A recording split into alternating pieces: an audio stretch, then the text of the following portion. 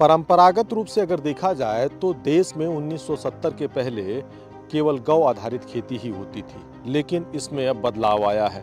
हरित क्रांति आई तो रासायनिक खेती होने लगी। हमारे यहाँ जो गौ आधारित में जैसे गाय गोबर और गौमूत्र का प्रयोग होता था, वो चीज़ें बदल गई और हम रासायनिक पे, उर्वरक पे निर्भर हो गए।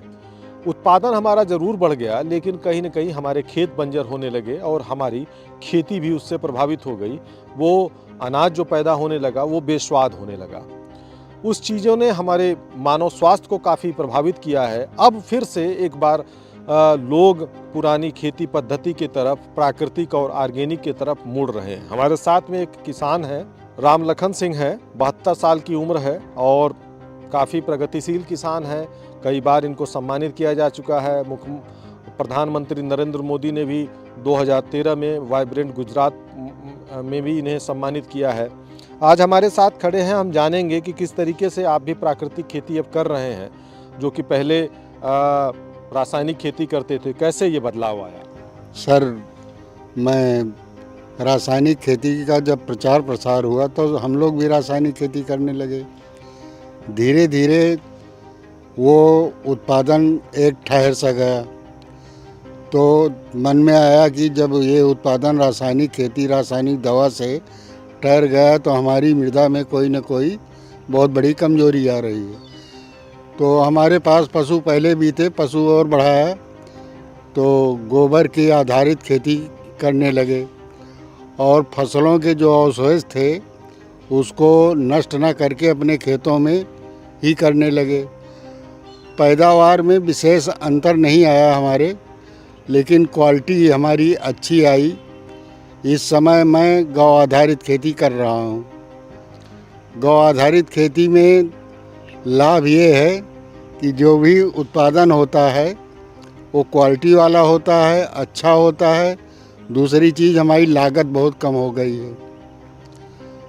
मैं अपने खेतों में खरपतवार पतवार के लिए रासायनिक दवा का प्रयोग नहीं करता, रासायनिक खाद का प्रयोग नहीं करता। जीवामृत, घन जीवामृत के सहारे मैं खेती कर रहा हूँ। मेरे पास नीम के पेड़ बहुत हैं। मैं नीम की पत्ती को नष्ट नहीं करता, अपने खेतों में डालता हूँ। फसल बोने के बाद जो जैसे गेहूँ लगाया, जो फसल अवशेष है उसी से अपने खेतों को ढक दिया। पहले पानी जब दिया और उसके बाद घन जीवामृत का प्रयोग और जीवामृत का सिंचाई के समय प्रयोग करके वो खरपतवार उसी में नष्ट हो जाता है। इस तरीके से हमारा उत्पादन ही प्रभावित नहीं हो रहा। दूसरी चीज़, हर किसान को चाहिए कि वो बागवानी की तरफ जाए। अगर बागवानी नहीं है तो खेती नहीं हो सकती। इस समय बागवानी में हमारे पास कई वैरायटी के फल हैं। नींबू है, आम है, अमरूद है, खिन्नी है, अंगूर है, अनार है, नाशपाती है, चंदन का पेड़ है, महुआ है, नीम के कई पेड़ हैं, बेल हैं। इस तरीके से हम अपनी खेती को बागवानी की तरफ काफ़ी मोड़ रहे हैं। चूँकि अगर बागवानी नहीं होगी तो ऑक्सीजन नहीं मिलेगा तो हम लोगों का जीवन दुर्लभ हो जाएगा। और रासायनिक दवा और रासायनिक खेती से जो प्रदूषण बढ़ रहा है, मानव जीवन को बचाने के लिए इसको हटाना बहुत ही ज़रूरी है।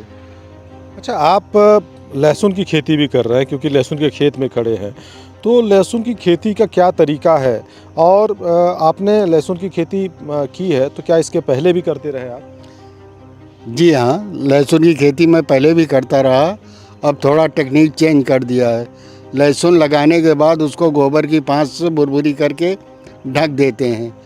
पहले पानी दिया, दोबारा गुड़ाई किया, उसके बाद फिर से उसी गोबर को मिला करके 2 राउंड में डाल देते हैं। गुड़ाई करते रहते हैं बराबर।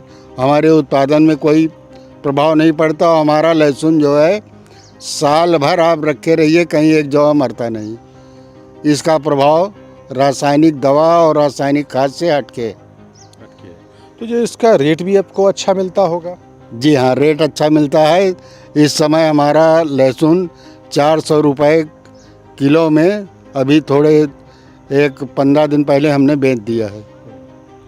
तो ये है खेती करने का तरीका बदला है, तो उससे कहीं ना कहीं फसलों में भी प्रभाव मिल रहा है और उससे उत्पादन तो जो हो रहा है उसका दाम अच्छा मिल रहा है। तो जो एक तरह से देखा जाए तो जो जीरो बजट की खेती है, उस जीरो बजट की खेती को इन्होंने अपनाया है और उस अपनाने से काफ़ी फ़ायदा ये मिला है कि इनके इनकम में जो इनका मुनाफा है वो बढ़ा है।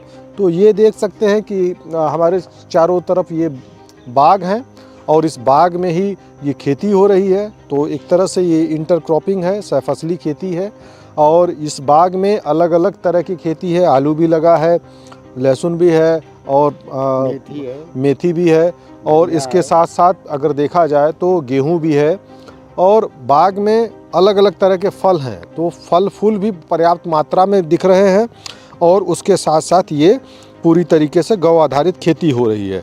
तो इस खेती से किसान को ही नहीं बल्कि समाज को फ़ायदा है। आप देख सकते हैं मेरे पीछे किस तरीके से ये नींबू लगा हुआ है। नींबू है, दूसरी प्रजाति का है और पूरे पेड़ पे जितनी पत्तियां नहीं हैं उससे ज़्यादा ये नींबू है।